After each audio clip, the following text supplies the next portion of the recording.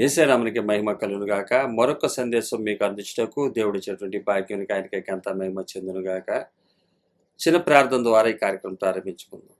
పరలోకమందున మా తండ్రి నామమున స్తోత్రం. దయగల రాజా, ప్రేమల మా దేవ, కృపామయుడు నాయన, సమాధానకి అధిపతి, మా సృష్టికర్త మా దేవ, నీ వర్తమానం చేత నాతో మాతో మాట్లాడమని మా ప్రియరక్షుడు నసీరాన్ని సంబతి అడివేడుకొంచున్నాం పరమ తండ్రి. ఆమేన్. హల్లెలూయా, హల్లెలూయా. సర్వగంతమైన యేసేకి చెందును గాక. ఈ విధంగా దేవుడు ఇచ్చినటువంటి వర్తమానాన్ని మీకు తెలియజేయడానికి ఇచ్చినటువంటి భాగ్యమునకు ఆయనకే గంతమేమో చెందును గాక. ఈరోజు మత్తయి సువార్త 9వ అధ్యాయము 14, 15, 16, 17 ఈ 4 వచనాల్లో ఏవైతే దేవుడు సందేశాలు ఇస్తున్నాడో ఆ సందేశాన్ని మనం వినబోతున్నాం. ఆయన ఏదైతే తెలియజేస్తున్నాడో ఆ సందేశాన్ని మనం ఈరోజు నేర్చుకోబోతున్నాం. బైబిల్ మనకిచ్చింది ఎందుకంటే పరలోకం తప్పిపోకుండా ఉండాలని, భూలోకంలో ప్రతి ఆశీర్వాదాన్ని తప్పిపోకుండా ఉండాలని చెప్పి దుర్బోధకులు వారు ఆశ కలిగి ఇచ్చగలిగి లక్షల మంది కోట్ల మందికి నేను ఏదో చేసేస్తానని చెప్పి ప్రగల్భాలు పలుకుతూ చేస్తున్నటువంటి వారు ఉన్నారు లోకంలో. ఎందుకంటే వారికి ఉన్నటువంటి జ్ఞానం అంతే, దానికి మించి అంతకన్నా ఎక్కువ జ్ఞానం ఏం లేదు వాళ్ళకి. వాళ్ళు ఏంటంటే డబ్బు మీద ధ్యాస, ఆత్మ మీద కాదు. అంతే. జీతగాడే అంది. దేవుడు వాక్యం చెప్తుంది ఏంటి? జీతగాడు వాడు, జీతం చెప్పినందుకు జీతం కావాలి. అది నీకు ఆనందంగా ఉంటే వాడికి హ్యాపీ, నువ్వెంతనే ఇస్తావు. నిన్ను ఇబ్బంది పెట్టే మాట ఏదన్నా ఉందంటే దాన్ని వాడు చెప్పడం. ఎందుకంటే డబ్బులు ఇవ్వరు కాబట్టి, డబ్బులు రావు కాబట్టి వాడికి అనుకూలమైన వచనాలు చెప్తాడు. దానివల్ల జనం పెరుగుతారు, డబ్బు వస్తుంది. డబ్బు దానంతటికీ డబ్బు వస్తూ ఉంటుంది, జనం వస్తూ ఉంటారు. ఇలాగా ఏదో ఆలోచన. కాబట్టి ఇటువంటి వారి విషయం మనం అవేర్నెస్తో ఉండాలి తప్పనిసరిగా ఈ అంత్యకాలం ఇది. కాబట్టి సువార్త ఎవరికి అర్థం కావట్లేదు. ఏం చెప్తున్నాడు దేవుడు, వాక్యం చెప్తుంది, ఏం చెప్తుంది అన్నది తెలియదు. వాళ్ళు చెప్పరు.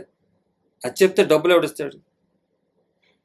నేను తెలిసినటువంటి మా రక్త సంబంధికుతో అన్న, సత్యం చెప్పాలి కదా అంటే ఆవిడ వెళ్ళే చర్చి పాస్టర్ గారి గురించి చెబుతా, అబద్ధాలు ఆడకూడదు, సత్యం చెప్పాలి కదా అన్న. సత్యం చెప్పాలంటే ఊరుకురా బాబు, ఇప్పటికే ఇలా చెప్తుంటేనే రావట్లా. ఆయన కనీసం వాక్యం చెప్తాడు. ఇలా చెప్తూనే అంటే ఆ కొద్ది సత్యమన్నా చెప్తాడు. సత్యంలో ఆయన జీవించకపోయినా చెబుతాడు. ఈ సత్యం చెప్తేనే జనాలు రావట్లేదు. అసలు నువ్వు చెప్పే సత్యం చెప్తే ఇంకా ఎవడు రావడం. రాకపోతారు. ఈ సత్యం ఏది చెప్తుందో అది చెప్పాలి. కానీ నా ఇష్టం వచ్చినట్టు ఏం చెప్పుకుంటే, నాకు కావాల్సింది నాకు రాబట్టుకుంటే నేను ఇంకా నేను పాస్టర్ని ఎలా అవుతాను, నేను ఉపదేశకుడిని ఎలా అవుతాను, దేవుని పని చేస్తున్నట్లు ఎట్లా అవుద్ది? ఇప్పుడు బైబిల్ ఏం చెప్తుందో అది నేను చెప్పాలి. టీచర్ అన్నవాడు ఏం చెప్పాలి? అక్కడ ఇచ్చినటువంటి టెక్స్ట్ బుక్లు ఏముందో అది చెప్పాలి. టెక్స్ట్ బుక్లో ఉన్నదే చెప్పాలి కదా. నీకు ఇంగ్లీష్ మాస్టర్ అయ్యండి, నువ్వు ఇంగ్లీష్ చెప్పినప్పుడు తీసి తెలుగు చెప్తున్నావు అనుకో, అర్థమైపోద్ది. సరే, ఇంగ్లీషు నీ సబ్జెక్ట్ చెప్తున్నాడా లేదా అంటే ఇంకో ఇంగ్లీష్ చెప్తున్నాడా, నీ సబ్జెక్ట్ చెప్తున్నాడా అంటే నీ దగ్గర కూడా ఉన్న టెక్స్ట్ బుక్ బట్టి చెప్పచ్చు. అసలు ఏం చెప్తున్నాడు అన్నది తెలిసిపోద్ది. కానీ బైబిల్ దగ్గరికి వచ్చేసరికి బైబిల్ చెప్తున్నాడా లేకపోతే లోకాన్ని చెప్తున్నాడా అనేది ఎట్లా తెలుస్తుంది? నీకు ముందు జ్ఞానాన్ని రాకుండా ఉంటే, నీకు జ్ఞానం అనేది ఏంటో తెలియకుండా ఉంటే ఎట్లా తెలుస్తుంది? మీకు చెప్పండి, ఎలా వస్తుంది? ఇప్పుడు మాస్టర్ ఇంగ్లీష్ చెప్తున్నాడా తెలుగు చెప్తున్నాడా అనేది మీకు అర్థమైపోద్ది. ఎందుకంటే మీకు ఆ జ్ఞానం ఉంది కాబట్టి. ఇంగ్లీష్ ఎలా ఉంటుంది, తెలుగు ఎలా ఉంటుందో చూశారు కాబట్టి. అదే మీరు బైబిల్ కూడా తెలుసుంటే బైబిల్ చెప్తున్నారా బైబిల్ చెప్పట్లేదా అనేది తెలుస్తుంది. ముందు మీరు బైబిల్ అని తెలియాలంటే, బైబిల్ చెప్తున్నారా లేదా తెలియాలంటే మీరు పరిపక్వం చెందాలి. అంటే పెద్దవారు అవ్వాలి, మీరు తెలియగలవారు అయి ఉండాలి. ఎందుకంటే బైబిల్ మీరు ఇంటి దగ్గర చదువుకోవాలి. చదువుకున్న తర్వాత ఇందులో ఉన్నది ఏం చెప్తున్నారో, ఎదురు వాళ్ళు ఏం చెప్తున్నారో చూస్తారు, అర్థమవుతుంది. బెరియా సంఘం ఉంది, పౌలు శీలలు చెప్తుంటే చూశారు. వాళ్ళు పౌలు శీల చెప్తుంటే వాళ్ళు చూశారు, బైబిల్ చూశారు వాళ్ళు అలా చెప్తున్నారా లేదా అని. కాబట్టి ఇక్కడ బైబిల్ ఏం చెప్తుందో మనం దాన్ని నేర్చుకోవాలి. డబ్బు కోసం అబద్ధాలు చెప్పకూడదు. ఇప్పుడు మీకు అబద్ధాలు ఎవరు చెప్తున్నారు అని మీకు తెలియాలంటే ఏం చేయాలి? ముందు బైబిల్ నేర్చుకోవాలి. ఇంట్లో ఖాళీగా ఉన్నంతసేపు బైబిల్ చదవండి. లోక విషయాల గురించి, వాటి గురించి, వీటి గురించి ప్రార్థనలని, ఉపవాసాలని, ఇట్లాంటి పిచ్చి పనులు చేస్తారని బైబిల్లో యేసుక్రీస్తు వారు ఇక్కడ రాయించాడు. ఇప్పుడు మీకు తెలియపరచబోయే ఈ వర్తమానం ఏంటంటే, ఇట్లాంటి వాళ్ళు దుర్బోధకులు ఉంటారు, డబ్బుల కోసం మిమ్మల్ని మోసం చేస్తారు. కాబట్టి మీరు ఏం చేయాలంటే బైబిల్ ముందు చదువుకోండి, మీరు నేర్చుకోండి. బైబిల్ చూస్తే కనుక మీకు అర్థమవుతుంది. బైబిల్ ఏం చెప్తుందో దాన్ని మీరు నేర్చుకోండి. మీరు చూసినట్లయితే వాళ్ళు చెప్పే వాళ్ళ పరిస్థితి ఏంటి మీకు అర్థమవుతుంది. ఇప్పుడు మీరు చదవకుండా ఏం చేయకుండా తీసుకెళ్ళి ఇంట్లో పెట్టేస్తే కుదరదుగా. ఎట కుదురుద్ది? ఉపవాసాలని తర్వాత ఆదివారం చర్చికి రావాలని, కొత్త కొత్త సపరేట్ మీటింగ్స్ ఉన్నాయని, పెద్ద పెద్ద గ్రాండ్గా మీటింగ్స్ పెడతామని. ఏం పెడతారు వీళ్ళు మీటింగ్లో ఏం చెప్తారు? గట్టిగా స్తుతించి ఆరాధించడం అంటే అదే.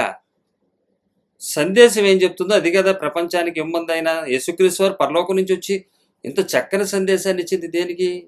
నేర్చుకోమని చెప్పి ఆయన ఇచ్చాడు. మరి నేర్పుతున్నారా అంటే లేదు. లక్షలు ఖర్చు పెట్టి మీటింగ్స్ పెడుతున్నారు. మీటింగ్స్లో ఏం చెప్తున్నారు?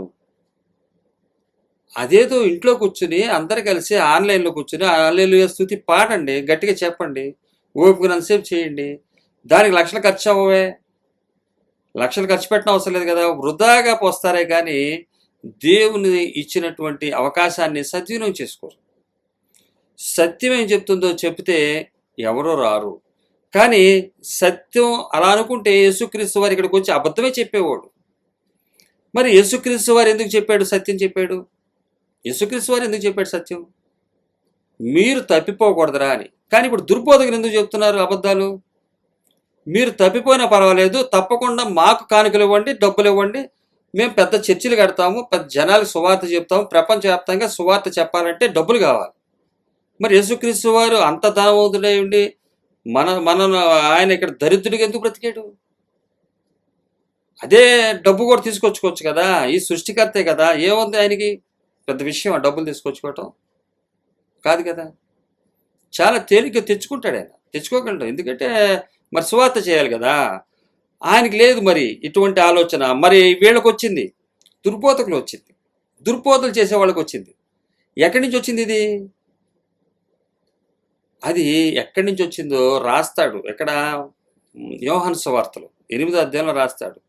మీ తండ్రి క్రియలే మీరు చేస్తున్నారు. మీ తండ్రి ఎవరు? మా తండ్రి అబ్రహాం అంటారు వాళ్ళు. అబ్రహాం కాదు. అబ్రహాం అయితే అబ్రహాం నా మాట విన్నాడు. మీకు ఇంకోడు ఉన్నాడు, అబద్ధికుడు, అబద్ధానికి జనకుడు ఒకడు ఉన్నాడు, వాడు మీ తండ్రి అంటున్నాడు. అంటే వారికి అది సూట్ అయింది. అది ఈ దుర్బోధకులకు అది సూట్ అయిపోయింది అనమాట ఆ మాట. కాబట్టి వాక్యం ఏం చెప్తుంది? మనం ఏం చేస్తాం? ప్రతి తిండి చూసి అందులో వెంట్రుగా ఉన్నా సరే, మా తెలిసిన చుట్టం ఒక ఆయన ఉన్నారు, వాటర్ తీసుకొచ్చి చెంబులో ఇస్తే దాన్ని ఇలా చూస్తాడు. ఏమని? నేను ఎప్పుడు తాగినా నాకేం కనబడవు. ఆయన ఏదో ఒకటి తీసి ఇదిగో ఇందులో వెంట్రుక ఉంది, ఇందులో చిన్న నలకుంది అంటాడు.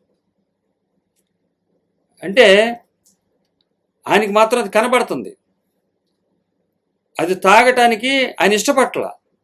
కానీ వాక్యం దగ్గరికి వచ్చేసరికి ఎవడు ఇటుపోతే మాకేంటి, ఏదైతే ఏమైంది, ఇచ్చేస్తే చాలు, డబ్బులు ఇస్తే మేము చూసుకుంటాం. కాబట్టి ఎందుకంటే దేవుడు సువార్త ప్రపంచవ్యాప్తంగా చెప్పాలని ఈ ఆలోచనతోటి సత్యవాక్యాన్ని ఏం చేస్తున్నారంటే దుర్వినియోగం చేస్తున్నారు. సత్యం ఏం చెప్తుందో దాన్ని వినట్లేదు, వీళ్ళు ఆలకించట్లేదు, సత్యాన్ని చెప్పడానికి ఇష్టపడట్లేదు. వీళ్ళు ఎప్పుడో లోకంలోకి వెళ్ళిపోయారు. మరలా కుక్క తన వాంతికి తిరిగినట్టు వెళ్ళిపోతారని చెప్పి పేతురు గారు కూడా రాశాడు. ఈ యొక్క శరీర విషయాలు చూసేవారిని, ఈ ఛేదన ఆచరించే వారి విషయమై మీరు జాగ్రత్తగా ఉండండి అంటాడు ఫిలిప్పీయులకు రాస్తూ. శరీర కార్యాలను చేస్తూ ఉంటారు వాళ్ళు, శరీరానికి సంబంధించిన విషయాలు చేస్తుంటారు, ఉపవాసాలు చేస్తుంటారు, ఉపవాస ప్రార్థనలు పెడతారు, ఉపవాసాలతోటి దేవుడిని అడిగిస్తూ ఉంటారు.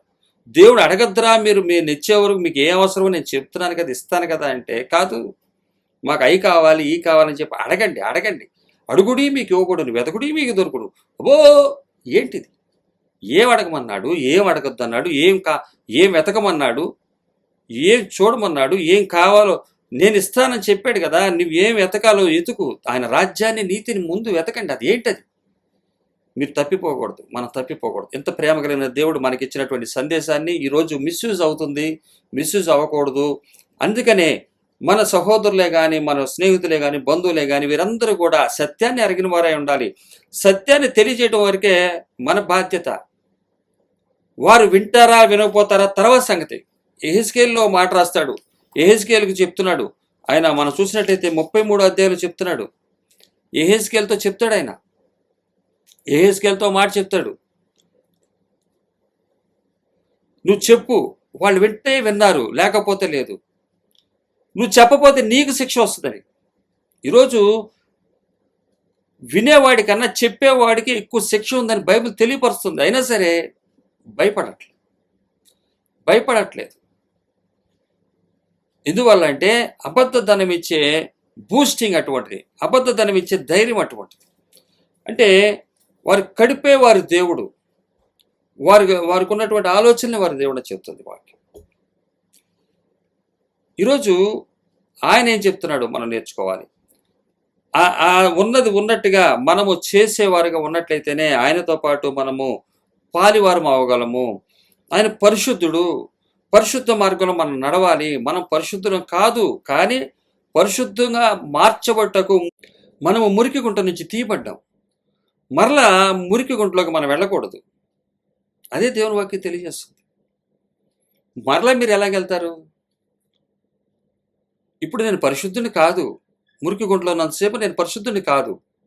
యేసుక్రీస్తు వారు వచ్చి పరలోకం నుంచి వచ్చి ఆ మురికి గుంటల నుంచి నన్ను బయట తీసుకొచ్చాడు. ఇప్పుడు నేనేమవుతాను? బయటికి తీసుకొచ్చిందే కాక నన్ను ఏం చేశాడు? ఆయన స్నానం చేయించాడు, నాకున్న మురికిని వదిలించేశాడు. ఇప్పుడు నేనేమయ్యాను? పరిశుద్ధుడయ్యాను. అంటే మరలా నేను ఆ మురికి గుంటలోకి వెళ్ళకూడదు, అక్కడికి వెళ్ళకూడదు మరలా. అంతే మన పరిశుద్ధత. అంతేగాని ఈరోజు ఇంకా మురికి గుంటలోనే ఉన్నవాళ్ళలాగా మనం పరిశుద్ధులం కాదండి, మనం ఆళ్ళం కాదండి, ఈళ్ళం కాదండి. వాస్తవంగా అందులో నుంచి మనం బయట తీయబడ్డామని, ఈ లోకం విషయం మరణించామని, నిత్య జీవం కొరకు ఎదురు చూస్తున్నామని, ఇటువంటి విషయాల్లో మనము అవగాహన కలిగి ఉండాలి. పరిశుద్ధం కాదు, మనం మురికి గుంటలో ఉన్న స్థితి, మన పూర్వపు స్థితి అంధకారంలోను ఇలాంటి ఉన్నటువంటి పరిస్థితిలోంచి మనలను తను చేయి పట్టుకుని తీశాడు. ఇప్పుడు మనం పరిశుద్ధులం అయ్యామని చెప్పేసి, స్నానం చేయబడ్డామని చెప్పి మురికితోటి మనము మరలా మురికి గుంటలోకి వెళ్ళకూడదు. ఈ లోకం వైపు ఉన్నటువంటి ఆశల్లోనికి మనం వెళ్ళిపోకూడదు. అవి వద్దని వదిలొచ్చాం. ఇప్పుడు మనం ఎగ్జాంపుల్గా చూసినట్టయితే పౌలు గారు ఉన్నాడు. ఆయన యేసుక్రీస్తు వారిని ఎప్పుడైతే ఆయన తిరుగుబాటు చేశాడో, తర్వాత ఆయన ఏం చేశాడు? ఆ యేసుక్రీస్తు వారు దర్శించినప్పుడు ఆయన మారు మనసు పొందాడు. మారు మనసు పొందినప్పుడు ఆయన ఏం చేశాడు? తన జీవితాన్ని మార్చుకున్నాడు. తనకున్నటువంటి గొప్ప జ్ఞానాన్నే కానీ, చదువునే కానీ, ఆస్తులనే కానీ వదిలేశాడు, విసర్జించాడు, పెంటతో సమానంగా చూశాడు. మరలా అది సంపాదించుకోలేదు. మరలా యేసుక్రీస్తు వారిలోకి వచ్చి పాత డబ్బులు పోయింది, అది మురికి గుంటలో ఉన్న డబ్బులు ఇప్పుడు పరలోక డబ్బులు నాకు ఇచ్చాడు, పరలోకం నుంచి వచ్చింది అని చెప్పి ఎక్కడా కూడా పౌలు గారు చెప్పలేదు, శిష్యులు చెప్పలేదు. మీరు ఎక్కడైనా చూస్తూ చెప్పండి, ఆయన చెప్పలేదు. ఎక్కడ చెప్పలా? ఎందుకంటే యేసుతో నాకు డబ్బులు వచ్చినాయని చెప్పలేదు ఆయన. ఎందుకని చెప్పలా? డబ్బు ఎప్పుడు కూడా అది ఏంటిది? పెంటతో సమానంగా చూడాల్సిందే దాన్ని. మనకి మితముగా ఉండమన్నాడు ఆయన. మీకు కలిగిన వాటితో తృప్తి కలిగి ఉండమన్నాడు ఆయన. సమస్త కీడులకు మూలం ధనాశే. అదే ఈరోజు సంఘాలను చాలా వరకు వెళ్తుంది. అది తెలియట్లేదు. అపవాది గురించి అనేక రకమైనటువంటి మాటలు మాట్లాడతారు. పో పో పో పో పో అని అరుస్తూ ఉంటారు. ఎక్కడ పోతుంది? ఇంటి నిండా డబ్బు పెట్టుకుని, ఒంటి నిండా ఆస్తులు పెట్టుకుని, నగలు బంగారాలు అన్నీ పెట్టుకుని పో పో అంటే ఎక్కడ పోతుంది? దాని పోవాలంటే దాని ఆస్తులు ఇచ్చేయండి. మీరు పొమ్మన్నంత మాత్రాన అది పోదు. దేవాను లే, శత్రులు చెదిరిపోవాలంటే ఎట్లా చెదిరిపోతారు? నీ ఇంటి నిండా ఆస్తులు పెట్టుకుని. ఆయన అన్నిటిని కూడా వదిలేసి లేపి ఇవన్నీ చేశాడు కదా. ఆయన లేచాడు, ఆయన లేచాడు, లేచి వీటన్నిటి విషయాల్లో జయించాడు ఆయన. మత్తయి సువార్త 9వ అధ్యాయం మనకేం చెప్తుందో ఇప్పుడు మనం చూద్దాం. మత్తయి సువార్త 9వ అధ్యాయము మనకేం చెప్తుందో మనం ఈరోజు చూద్దాం. 9వ అధ్యాయము 14 నుంచి 15, 16, 17 వచనాల్లో రాయబడినటువంటి విషయాలు మనం చూసినట్లయితే, అప్పుడు యోహాను శిష్యులు ఆయన వద్దకు వచ్చి, పరిసయ్యులను మేమును తరచుగా ఉపవాసము చేయుచున్నాము, గాని నీ శిష్యులు ఉపవాసము చేయరు, దీనికి హేతువేమని ఆయనను అడగగా, ఆయన అడుగుతున్నాడు. అప్పుడు యోహాను శిష్యులు ఆయన వద్దకు వచ్చి, పరిసయ్యులను మేమును తరచుగా ఉపవాసము చేయుచున్నాము, గాని నీ శిష్యులు ఎందుకని, నీ శిష్యులు ఉపవాసం చేయరు, దీనికి హేతువేంటని ఆయన అడిగారు. హేతువేంటని ఆయన అడుగుతున్నారు. దానికి యేసుక్రీస్తు వారు ఇచ్చినటువంటి సమాధానం మనం ఇక్కడ చూసినట్లయితే, పెండ్లి కుమారుడు తమతో కూడా నుండు కాలము పెండ్లి ఇంటి వారు దుఃఖపడగలరా అంటే, యేసుక్రీస్తు వారు ఏమంటున్నాడు, యేసు పెండ్లి కుమారుడు తమతో కూడా నుండు కాలమున పెండ్లి ఇంటి వారు దుఃఖపడగలరా అని అడుగుతున్నాడు. పెండ్లి కుమారుడు వారి యొద్ద నుండి కొనిపోబడు దినములు వచ్చును, అప్పుడు వారు ఉపవాసము చేతురు. అప్పుడు వాళ్ళు ఏం చేస్తారంటే ఉపవాసం చేస్తారు. ఇదేంటి వాళ్ళు అడుగుతున్న విషయం ఏంటంటే, యోహాను శిష్యులు అడుగుతున్న విషయం ఏంటంటే, పరిసయ్యులను మేము తరచుగా ఉపవాసము చేయుచున్నాము, తరచుగా మేము ఉపవాసం తరచుగా చేస్తున్నాము, కానీ నీ శిష్యులు ఉపవాసం చేయరు, దీనికి హేతు ఏంటి అంటే, పెండ్లి కుమారుడు వారితో పాటు ఉన్నప్పుడు వారు ఉపవాసం చేయనవసరం లేదు అంటున్నాడు ఆయన. ఉపవాసం చేయాల్సినటువంటి పని లేదు అంటూ, అలాగే దానికి ఒక చిన్న ఉపమానంగా కూడా చెప్తున్నాడు. అంటే కొన్ని కంపారిజన్ చేస్తున్నాడు. ఎవడును పాత బట్టకు కొత్త బట్ట మాసిక వేయుడు, వేసిన ఎడల ఆ మాసిక బట్టను వెలితిపరచును, చినుగు మరీ ఎక్కువగును. అలాగే ఇంకో మాట కూడా చెప్తున్నాడు, మరియు పాత తిత్తులలో క్రొత్త ద్రాక్షారసం పోయరు, పోసిన ఎడల తిత్తులు పిగిలి ద్రాక్షారసం కారిపోవును, తిత్తులు పాడగును. అయితే క్రొత్త ద్రాక్షారసము క్రొత్త తిత్తులలో పోయుదురు, అప్పుడు ఆ రెండును చెడిపోక యుండునని చెప్పాను. వీళ్ళు మీ శిష్యులు ఎందుకని ఉపవాసం చేయట్లేదు అని యోహాను శిష్యులు అడుగుతున్నారు. మీరు గుర్తుపట్టండి, యేసుక్రీస్తు వారు ఈ భూమి మీదకి వచ్చినప్పటికీ ధర్మశాస్త్రం అంతా కూడా అమల్లో ఉంది. ఆయన కూడా సున్నతి పొందాడు. యేసుక్రీస్తు వారు కూడా 8వ దినమున తల్లిదండ్రులు సున్నతి చేయించారు. అలాగే ఆయన ధర్మశాస్త్ర ఆచారాలను కూడా ముగించడానికి వచ్చాడు ఆయన. అయితే ముగించడానికి వచ్చినప్పుడు ఆయన ఏం చేయాలి, వాటిని అనుసరించి వాటిని క్లోజ్ చేయాలి. అంటే ఇక్కడ ధర్మశాస్త్రాన్ని చూస్తే ఎవరు కూడా చేయలేనటువంటి పరిస్థితి యేసుక్రీస్తు వారు చేయడానికి వచ్చాడు ఆయన. అది ఇంకా క్లోజ్ అయిపోతుంది. అది పాత గుడ్డ, అలాగే అది పాత తిత్తులు. ఈయన ఉపవాసానికి దీనికి ఇక్కడ ఉన్నటువంటి విషయాన్ని బట్టి చూస్తే, ఉపవాసం అని అడిగితే ఈయనేంటి ఇట్లా అన్నాడు, నీ శిష్యులు ఉపవాసం చేయరేంటి, పరిసయ్యులు మేము కలిసి చేస్తున్నాం కదా అంటే, వీరు ఎక్కడున్నారు, పరిసయ్యులు ఇంకా అప్పటికే ఎక్కడ ఉన్నారు, పాత నిబంధనలోనే ఉన్నారు. వాళ్ళు పాత నిబంధన విషయాల్లోనే వారు ఉన్నారు. కాబట్టి పాత నిబంధన విషయాల్లో ఉండి వారు ఆచారాలు చేయాలి, తప్పదు కదా. మరి ఇప్పుడు పాత నిబంధన అమల్లో ఉన్నటువంటి స్థితి అయితే పర్ఫెక్ట్గా చేస్తారంటే చేయరు, చేస్తారంటే చేస్తారు, ఉపవాసాలు ఉంటారు, విశ్రాంతి దినానికి వెళ్తారు, కానీ కరుణ, ప్రజల పట్ల ఉన్నటువంటి కరుణ చూపించే పరిస్థితి లేదు, కనికరాన్ని చూపించే పరిస్థితి లేదు. ఈ ఆచారాలు దిట్టంగా చేస్తారు. అందుకని అంటున్నాడు, యోహాను శిష్యులు అంటారు, మేము చేస్తున్నాం కదా, పరిశీలన కూడా చేస్తున్నారు, ఎందుకని నీ శిష్యులు చేయట్లేదని. అప్పుడు యేసుక్రీస్తు వారు చెప్తున్నాడు, ఇక్కడ ఎవరున్నారు, పెండ్లి కుమారుడు ఉన్నాడు. పెండ్లి కుమారుడు అంటే ఎవరు, యేసుక్రీస్తు వారు. ఇప్పుడు పెండ్లి కుమారుడు యేసుక్రీస్తు వారు ఇక్కడ ఉండగా వాళ్ళు ఉపవాసం చేయరు, ఆయన ఏమంటున్నాడు? పెండ్లి కుమారుడు తమతో కూడా 2 కాలమున పెండ్లి ఇంటి వారు దుఃఖపడగలరా? పెండ్లి కుమారుడు వారి యొద్ద నుండి కొనిపోబడు దినములు వచ్చును, అప్పుడు వారు ఉపవాసము చేస్తారు వాళ్ళు ఉపవాసం. ఇప్పుడు శిష్యులను పిలిచాడు యేసుక్రీస్తు వారు. యేసుక్రీస్తు వారు ఏం చేశాడు? శిష్యులను పిలిచాడు. శిష్యులను పిలిచే సమయానికి శిష్యులు కూడా యేసుక్రీస్తు వారిని వెంబడిస్తున్నారు. యేసుక్రీస్తు వారు ఏ రిస్ట్రిక్షన్స్ పెట్టలేదు. మీరు ఉపవాసం చేయాలని కానీ, తర్వాత ఈ యొక్క విశ్రాంతి దినానికి వెళ్ళాలి రావాలి, విశ్రాంతి దిన విషయాలు కానీ ఏ విషయాలు కూడా వాళ్ళకి ఏ ఆటంకాలు చెప్పలేదు ఆయన.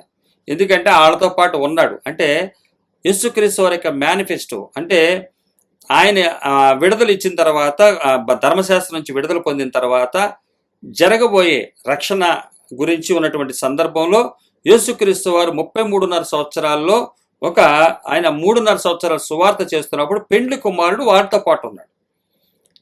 అంటే ఇది ఒక పెండ్లి కార్యంగా చెప్తున్నాడు ఆయన. పెండ్లి జరుగుతున్న సందర్భంగా తీసుకున్నాడు ఆయన. అంటే నిజమే కదా, పెండ్లి ఇంట్లో చూసినట్లయితే సమృద్ధిగా ఉంటాయి అన్ని. పెండ్లి జరుగుతున్నటువంటి ఆ కాలంలో వారి గృహంలో 5 నెలల నుంచి 6 నెలల నుంచి సమృద్ధిగా అన్ని పెళ్లి సంబంధించినటువంటి కార్యక్రమాలను చూసుకుంటూ ఉంటారు. దానికి సంబంధించి ఆ ఇంట్లో సంతోషంగా ఉంటారు. అట్లాగే పెండ్లి కుమారుడు వీళ్ళతో పాటు ఉన్నాడు కాబట్టి అందుకే వీళ్ళు ఉపవాసం చేయట్లేదు అన్నాడు ఆయన. అయితే వాళ్ళు ఉపవాసం చేస్తారు, పెండ్లి కుమారుడు వెళ్ళిపోయిన తర్వాత చేస్తారు. కానీ మీరు అనుకున్నటువంటి ఉపవాసం కాదు అది. మీరు అనుకుంటున్నటువంటి శరీరానికి సంబంధించినటువంటి ఉపవాసం కాదు. ఇక్కడి నుంచి మార్పు చెందుతుంది అది. ఇక్కడి నుంచి ఏం చెందుతుందంటే మార్పు చెందుతుంది. ఇది క్రొత్తది. ఇది క్రొత్త ద్రాక్షారసం. ఇది క్రొత్త తిత్తుల్లోనే పోయాలి. అది పాత ద్రాక్షారసం, పాత తిత్తులవి. అయితే మీరు చేస్తున్నటువంటి యోహాను కానీ, యోహాను శిష్యులు కానీ, తర్వాత పరిచయులు కానీ చేస్తుందంతా కూడా పాత నిబంధన సంబంధించింది. దాన్ని ముగించడానికి నేను వచ్చాను కాబట్టి, ఇప్పుడు నేను ముగించే సమయంలో ఉన్నాను కాబట్టి అది వాళ్ళు చేయని అవసరంలా. అందులోంచి వాళ్ళని తీసుకొచ్చా, నేను కొనసాగుతున్నా. అంటే వివాహానికి సిద్ధపాటు జరుగుతున్నటువంటి పెండ్లి కుమారుడు ఉన్నంతసేపు వారు సిద్ధపడుతున్నారు. అంటే ఇక్కడి నుంచి వీరి స్థితి మారుతుంది. అప్పుడు దాకా ఏకాంగులుగా ఉన్నారు, ఇప్పుడు సంసారులుగా వాళ్ళు వెళ్ళబోతున్నారు. వెళుతున్నప్పుడు ఆ భర్తని, ఆత్మీయ భర్తను ఏ విధంగా గౌరవించాలో వారి తర్వాత గౌరవిస్తారు. ఆ ఆత్మీయ భర్త చెప్పినప్పుడు వీరు అక్కడ ఒక ఉపవాసం చేస్తారు. అది మీరు అనుకున్నట్టు శరీర ఉపవాసం కాదు, అది ఆత్మీయ ఉపవాసం. అంటే లోకాన్ని అధికంగా సంపాదించుకోనటువంటి ఉపవాసం.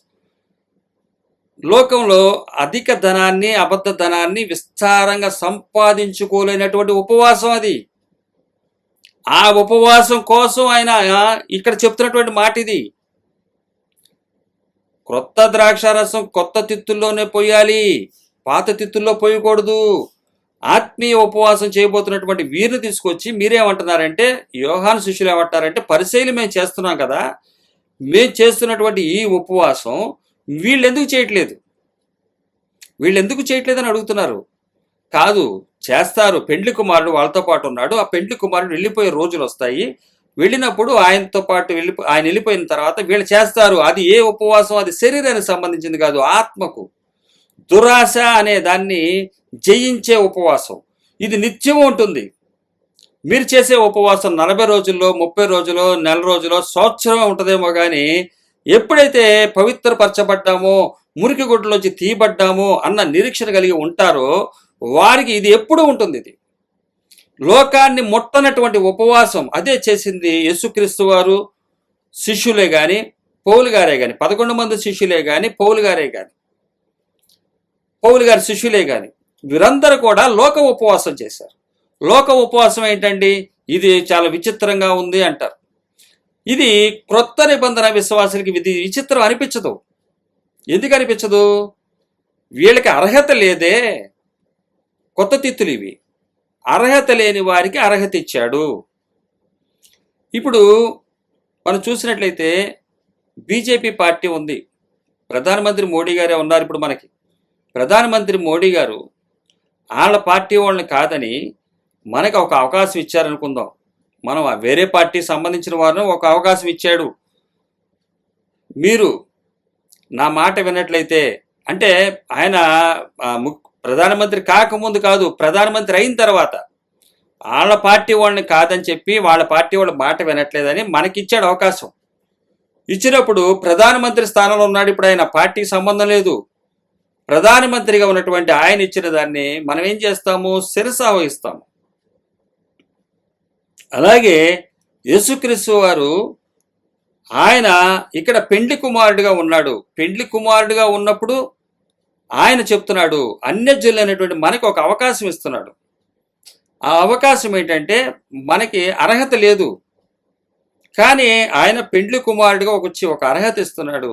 అదే ఆయన చెప్తుంది ఏంటంటే లోక ఉపవాసం వచ్చి. ఇప్పుడు ప్రధానమంత్రి స్థానంలో ఉన్నప్పుడు ప్రధానమంత్రి ఏం చెప్పినా చేస్తాం. నువ్వు ధనికుడిగా నీకు ఒక 10 కోట్లు ఇస్తా, ధనికుడిగా బతుకు అన్నాడు అనుకో, అలాగా బతుకుతాం. 10 కోట్లు కాదు, నీకున్న ఇల్లు తీసేస్తా, నీకున్నటువంటి అన్నీ తీసేస్తా, బ్యాంక్ బ్యాలెన్స్లు తీసేస్తా, 1 సంవత్సరం నేను చెప్పిన విధంగా, అంటే 1 సంవత్సరం 2 సంవత్సరాలు నేను చెప్పినట్లుగా నువ్వు పేదవాడిగా యాక్ట్ చెయ్యి.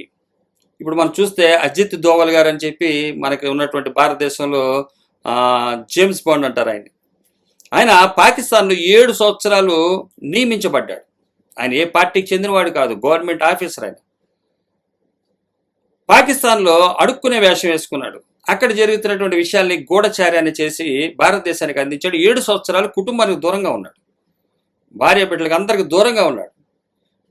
ఆయన ఎక్కడున్నాడో కూడా కనీసం ఫోన్ కాల్ కూడా లేదు వాళ్ళకి. 7 సంవత్సరాల వరకు ఫోన్ కాల్ కూడా లేదు. అలాగా జీవించి ఆయన అక్కడ ఆ పాకిస్తాన్ ప్రాంతంలో ఉండి భారతదేశానికి ఆ గూఢచార్యం వహించి అక్కడ ఏం జరుగుతుందో మొత్తాన్ని పిన్ టు పిన్ తెలియజేశాడు. నియమించాడు ప్రధానమంత్రి గారు చెప్పింది. తర్వాత ఇప్పుడు ఆయన పరిస్థితి ఏంటి? ఆయన పక్కనే కూర్చుంటాడు. రేపు మన పరిస్థితి కూడా అదే.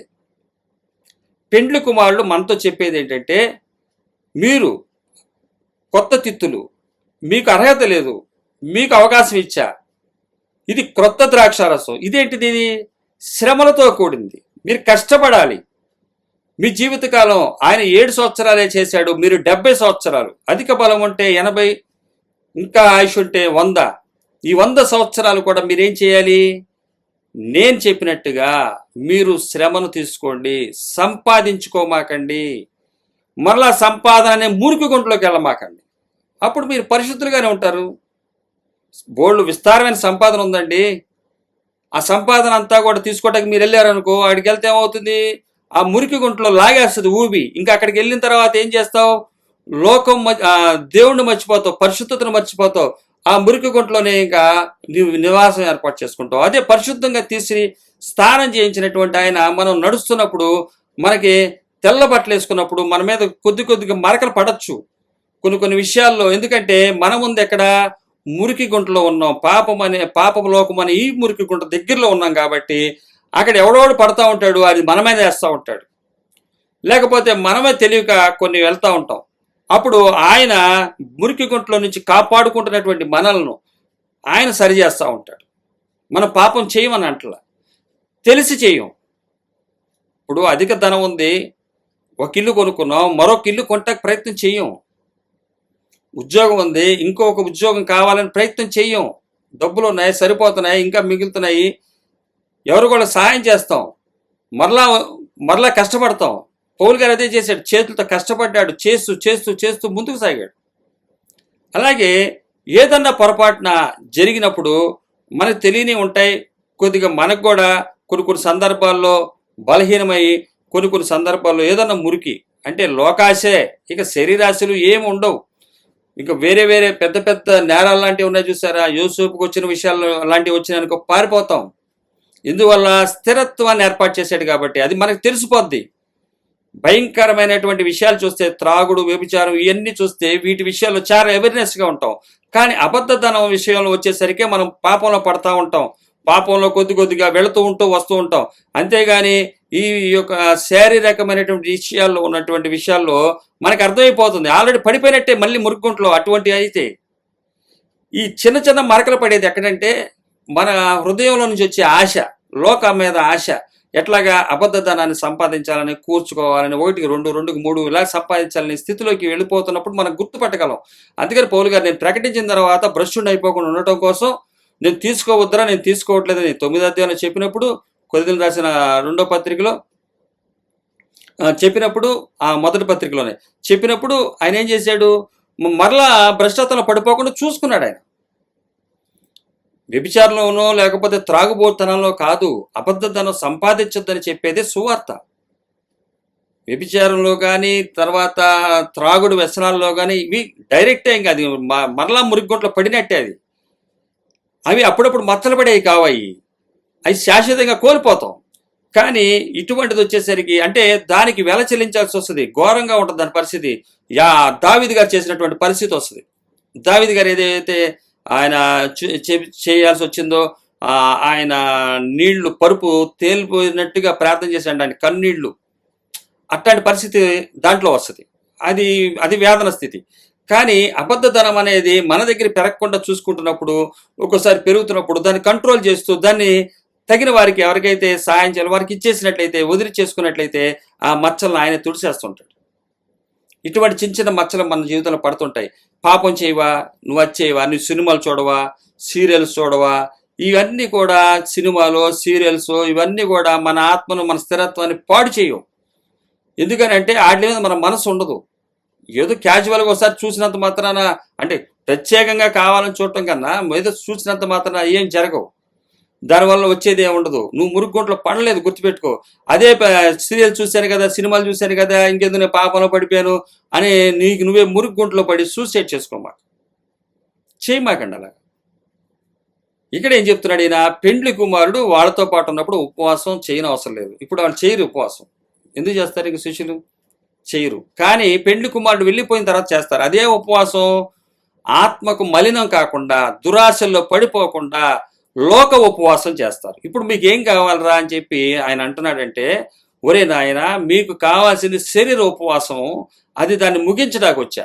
ఇప్పుడు ఇక్కడ వచనాల్లో చెప్పేది ఏంటంటే, ఇంత చక్కగా ఆయన క్రొత్త ద్రాక్షారసం కొత్త తిత్తుల్లోనే పోయుదురని ఎందుకు చెప్తున్నాడంటే, కొత్త బట్టకి కొత్త బట్టే సరిపోతుందని ఎందుకు చెప్తున్నాడంటే, ఇక్కడ పాతదైనటువంటి శరీర ఉపవాసాలని ఇక్కడ మీరు పెట్టి ఉపవాస ప్రార్థనలని 40 రోజులు, 50 రోజులు, సంవత్సరం అని చెప్పి, నెలలని చెప్పి చేయమాకండి. ఉపవాసాలు చేస్తే నేనేదో మీ ప్రార్థన ఆలకించేస్తాను, మీరు బాగా సంపాదించుకుని ఇంట్లో పెట్టుకుని పాత నిబంధన వారు చేసినట్టు విధంగా మీరు చేయమాకండి. పాత నిబంధనలు చేశారే వాళ్ళు చేసినటువంటి చేయమాకండి. ఇక్కడ ఏంటంటే ఈ క్రొత్త ఉపవాసం ఏంటంటే లోకాన్ని ముట్టలేనటువంటి ఉపవాసం ఇది. ఈ ఉపవాసాన్ని మీరు చెయ్యాలి అని ఇక్కడ తాను చెప్తున్నాడు అనమాట. అందుకని అంటున్నాడు, పెండ్లి కుమారుడు వారి యొద్ద నుండి కొనుపోబడి దినములు వచ్చును, అప్పుడు వారు ఉపవాసము చేతురు. ఎవడను పాత బట్టకు క్రొత్త బట్ట మాసిక వేయుడు, వేసిన ఎడల ఆ మాసిక బట్టను వెలితిపరచును. క్రొత్త బట్టకే ఇది వేరు. పాత బట్ట తీసుకెళ్ళి పెడితే ఆ క్రొత్త బట్టకి ఎట్లా ఉంటుంది, వెలితిగా కనబడుతుంది. అలాగే మాసిక బట్టను వెలితిపరచును, చినుగు మరి ఎక్కువగును. ఈ పాతది ఏమవుతుందంటే ఆ క్రొత్త దాన్ని కూడా చింపేస్తుంది, ఇంకా ఆ బట్ట పాడైపోతుంది. కాబట్టి పాతదైనటువంటి ఉపవాసాన్ని తీసుకురామాకండి. మీరు పాతదైనటువంటి ఉపవాసాన్ని తీసుకొచ్చి క్రొత్త దాంట్లో పెట్టమాకండి. క్రొత్త ఉపవాసం ఏంటంటే లోకాన్ని ముట్టనటువంటిది క్రొత్త ఉపవాసం. ఇది క్రొత్త ఉపవాసం. పెండ్లి కుమారుడు వెళ్ళిపోయిన తర్వాత వాళ్ళు చేస్తారు, మొదలు పెడతారు. అంటే పెండ్లి కుమారుడు ఉన్నంతసేపు వారు పెండ్లి కుమారుడితో ఉంటారు, తింటారు. పైన వచనాల్లో మనం చూసినట్లయితే సుంకరి అయిన మత్తయ్యని ఆయన పిలిచినప్పుడు సుంకరి అయిన మత్తయ్య మంచి విందు చేస్తాడు. వాళ్ళు అడుగుతారు, ఏంటి యేసుక్రీస్తు వారు సుంకర్లతోనూ పాపులతోనూ ఆయన శిష్యుల ఏంటి పరిచయులు అడుగుతున్నారు, మీ బోధకుడు ఏంటి సుంకర్లతోనూ పాపులతోనూ ఎందుకు భోజనం చేయించున్నాడు అని అడుగుతున్నాడు. ఇక్కడ 11వ వచనం అడుగుతున్నారు, ఏంటి పాపులతోనూ సుంకర్లతోనూ తిరుగుతూ ఉంటాడని. ఇది పెండ్లి కుమారుడు ఉన్నంతసేపు ఇది. తర్వాత వీరంతా కూడా లోక ఉపవాసం చేస్తారు, లోకాన్ని సంపాదించుకోలేనటువంటి ఉపవాసం. ఈరోజు ఉపవాస ప్రార్థన పెట్టాలంటే ఈ వాక్యాన్ని చూపించి వీరేం చేస్తున్నారంటే క్రొత్త ఆశలు రేపుతున్నారు, కొత్త ఉద్యోగాలు, కొత్త బిజినెస్లు, క్రొత్తవి అన్నీ.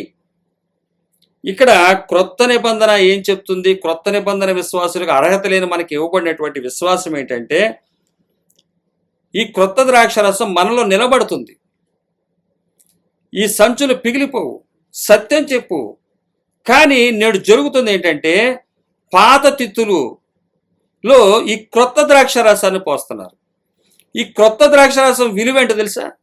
ఆయన శ్రమించి కష్టపడి గానుగలో అది ఏ విధంగా మా ప్రాసెస్ జరుగుతుందో, ద్రాక్షారసం తయారవటానికి నలపబడుతుందో, చితకబడుతుందో, ఆ విధంగా చేయబడినటువంటి ఆయన తీసుకుని వెళ్ళి, ఆయన శ్రమను తీసుకుని వెళ్ళి ఆశీర్వాదం అనే తిత్తుల్లో పోస్తారేంటి? పోయిమాకండి. పోస్తే ఏమవుతుంది? పోయరు. పోసిన ఎడల తిత్తులు పిగిలి ద్రాక్షారసం కారిపోవును, తిత్తులు పాడగును. ఇప్పుడు క్రొత్త తిత్తులైనటువంటి వీరిలో ద్రాక్షారసం పోస్తున్నారు. ఈ ద్రాక్షారసం ఏంటది? పాత నిబంధనలో ఉన్నటువంటి ఆశీర్వాదాలు తీసుకొచ్చి పోస్తున్నారు. పాత తిత్తులు ఏమవుతున్నాయి?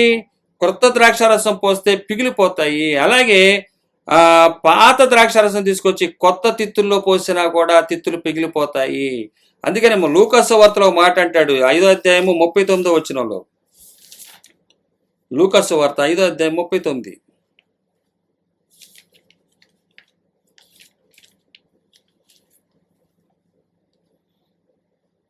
పాత ద్రాక్షారసము త్రాగిన వెంటనే క్రొత్త దానిని కోరువాడెవడను లేడు, పాతదే మంచిదని చెప్పును. ఇప్పుడు పాత నిబంధన గ్రంథంలో ఆశీర్వాదాలు ఉన్నాయి. వాళ్ళకి పాత నిబంధన గ్రంథంలో ఆశీర్వాదాలు ఉన్నాయి. ఆ పాత నిబంధనలో వారు ఏంటంటే వారికి పాలు తేనెలు ప్రవహించే దేశాన్ని ఇచ్చాడు ఆయన. సమృద్ధి ఆశీర్వాదాలు ఉన్నాయి. అక్కడ వాళ్ళు ఏం చేస్తారు? ఇచ్చినందుకు ఒక దినాన్ని కేటాయిస్తారు, ఉపవాసాలు ఉంటారు, శరీర ఉపవాసాలు ఉంటారు దానికి తగ్గట్టుగా. అది పాత నిబంధన గ్రంథంలో వారు. అయితే ఆ పాత ద్రాక్షరసం త్రాగిన వెంటనే క్రొత్త దానిని కోరువాడెవడును ఉండడు. నిజంగా లోకంలో చూసినట్లయితే పాత ద్రాక్షరసానికి ఉన్నటువంటి విలువ క్రొత్త దానికి ఉండదు. దానికి ఎక్కువ విలువ చెల్లిస్తారు, విలువ పెట్టి కొనుక్కుంటా ఉంటారు. అలాగే పాత నిబంధన అనే ఆశీర్వాదాలు కనుక మీరు చూసినట్లయితే, పాత నిబంధనలో ఉన్నటువంటి ఆశీర్వాదాలని చూసినట్లయితే క్రొత్త ద్రాక్షరసాన్ని ఎవడు కోరుకుంటాడండి? నువ్వు కోటేశ్వరుడి, నువ్వు పేదోడిగా ఉండిపోవాలరా, మొత్తం ఆస్తి అంతా పంచేయగలరా? కోరుకోడు. మాకేం కావాలంటాడు? నీకేం కావాలో కోరుకో అన్నాడు అనుకో దేవుడు. ఏం కావాలంటే నువ్వు ధనం కావాలా, లేకపోతే నా కోసం వదులుకుంటావా అంటే ఏం కోరుకుంటాడు? ధనవంతుడైతే నాకు ధనమే కావాలని కోరుకుంటాడు. అందుకని ఇక్కడ అంటున్నాడు, పాత ద్రాక్షారసం తాగిన వెంటనే క్రొత్త దానిని కోరువాడెవడను లేడు, పాతదే మంచిదని ఉన్నని చెప్పాను. పాతదే మంచిదని చెప్తాడంట, క్రొత్త దానికి వద్దు అంటాడంట, నాకు పాతదే బాగుంది అంటాడంట. అంటే నువ్వు ఈరోజు కోరుతుంది ఏంటంటే, క్రొత్త నిబంధన విశ్వాసులు ఏం కోరుతున్నారంటే పాత నిబంధన ఆశీర్వాదాలే మాకు కావాలంటున్నారు. అందుకని ఆశీర్వాద ప్రాస్పరిటీ గోస్పెల్ ఎక్కువైపోయింది. ఇప్పుడు ప్రాస్పరిటీ గోస్పెల్ ఎక్కువ ఎందుకు అయిపోయింది? ఇందుకే పాత నిబంధనలో ఉన్నటువంటి ఆశీర్వాదాలను తీసుకొచ్చి క్రొత్త నిబంధన కొత్త నిబంధనలోకి పెడుతున్నారు వాటిని. క్రొత్త నిబంధన ద్రాక్షరసం ఏంటది? ఆయన శ్రమించి కష్టపడి నలగొట్టబడ్డాడు ఆయన, ఆ క్రష్ అయినటువంటి ఆయన. ఆ శ్రమలను మీరు సహించినట్లయితే మీరు నాతో ఉంటారా అని చెప్పి క్రొత్త నిబంధన విశ్వాసులకి అర్హత లేని మాకు అర్హతనిచ్చాడు, ఇది కృప అని చెప్పి గ్రహించిన వాడు నిలబడతాడురా. ఇటువంటి దాంట్లో పొయ్యిండ్రా అంటే ఈ ద్రాక్షరసం పోయకుండా వాళ్ళు ఏం చేస్తున్నారంట? పాత తిత్తులలో పోస్తున్నారు. పాత ఆశీర్వాదాలని పాత తిత్తులలో, అంటే ఆశీర్వాదాలే దేవుడు ఇచ్చాడని చెప్పి తిత్తులు తీసుకొచ్చారు వీళ్ళు కొత్త నిబంధన విశ్వాసుల దగ్గరికి. పాత తిత్తులు పట్టుకొచ్చి ఇదిగో ఆశీర్వాదాలు ఇచ్చాడు దేవుడు, వారు ఐగుప్తులో నుంచి, వారు బానిసత్వంలో నుంచి విడుదలిచ్చి పాలు తేనెలు ప్రవహించి దేశానికి ఇచ్చాడు అంటున్నాడు. వాళ్ళు ధర్మశాస్త్ర ఉపదేశకులు అయిపోయారు. ధర్మశాస్త్ర ఉపదేశకులే నేడు ఏం చేస్తున్నారంటే ఈ ద్రాక్షారసాన్ని తీసుకెళ్లి ఆశీర్వాదాల్లో కలుపుతున్నారు. అవి ఏమవుతున్నాయి? పిగిలిపోతున్నాయి. రసం కారిపోతుంది, అది పిగిలిపోతుంది. అలాగే తిత్తులు పాడైపోతున్నాయి. తమకు తెలియట్లేదు, కానీ వారి తిత్తులు పాడైపోయినాయి. అబద్ధధనాన్ని విస్తారంగా సంపాదించి తిత్తులు పాడైపోయి సత్యాన్ని తప్పిచ్చేశారు. ఆశీర్వాదాల కోసం ఈరోజు ఉపవాస ప్రార్థనలు పెడుతున్నారు, ఉపవాసాలు అంటున్నారు, ఉపవాసం ఉందామని. అసలు బైబిల్ ఏం చెప్తుంది? వారు అరణ్యంలో ఆయనను పరీక్షించి శోధించి రాలిపోయారా, మీరు అడగద్దు అంటున్నాడు ఆయన. వారికి వాక్యం ప్రకటించబడింది, మీకు వాక్యం ప్రకటించబడింది, వారికి మోషే ద్వారా ప్రకటించబడింది. మోషేకి నేను చెప్తే చెప్పాడు, అలాగే నేనే వచ్చి చెప్పాను. నేను చెప్పిన తర్వాత కూడా మీరు చేశారంటే ఈ రక్షణ మీరు కోల్పోతారని చెప్పి ఇక్కడ క్లియర్గా ఆయన రాస్తున్నాడు. మీరేమనుకుంటున్నారంటే పాత తిత్తుల్లో తీసుకొచ్చి పెట్టుకుని కొత్త తిత్తులు రా మీరు అంటే మేము పాత తిత్తులుగానే బతుకుతాము, ఆశీర్వాదాలే బాగున్నాయి అనుకుంటున్నారు. కానీ మీరు కృతజ్ఞత లేని వారే ఉన్నారు. మీ పాపాలకు విడుదల కలిగిందని మర్చిపోయారు. మీకు దూరదృష్టి కలగాలని చెప్పి నేను చెప్తే దూరదృష్టి లేని వారిగా చేసుకుంటున్నారు. అందుకని పేతురు గారు రాస్తాడు 2వ పత్రిక, ఆయన చెప్తున్నాడు, ఇవి ఎవరికి లేకపోవునో ఈ యొక్క పాత నిబంధన లోంచి విడిపించబడ్డామని పైన చెప్పబడినటువంటి వాక్కులు ఏదైతే ఆయన ఈ కొత్త నిబంధన విశ్వాసానికి ఇచ్చాడో ఆ వాక్కులు ఈ ఎవరిలో లేకపోవునో వాడు పూర్వ పాపంలో శుద్ధి కలిగినదని మర్చిపోయి గ్రుడ్డివాడును దూరదృష్టి లేని వాడొకను.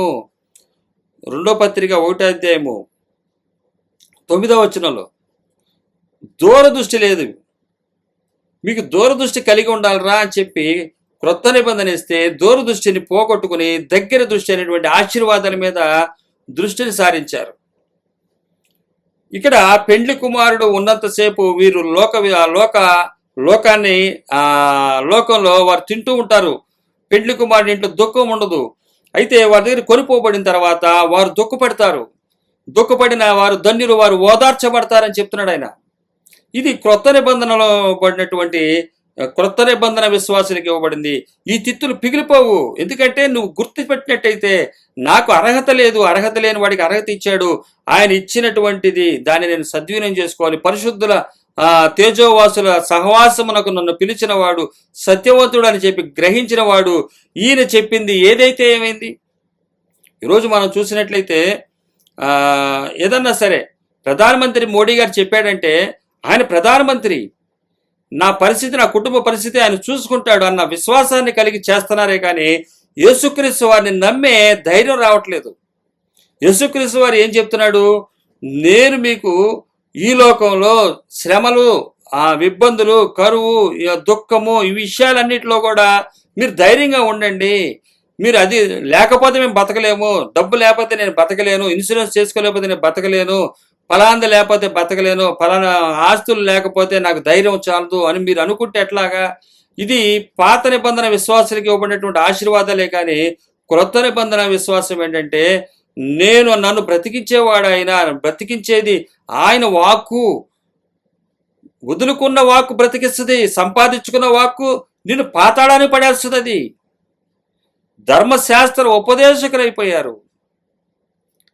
ఇదే వాక్య భాగాన్ని మరలా 2వ భాగంగా నెక్స్ట్ కార్యక్రమంలో కూడా మనం విందాం. దేవుడు తన కనికరం చొప్పున మనతో మాట్లాడినందుకు ఆయనకి సర్వగంత మహిమ చెందును గాక. చిన్న ప్రార్థన ద్వారా ఈ కార్యక్రమాన్ని ముగిద్దాం.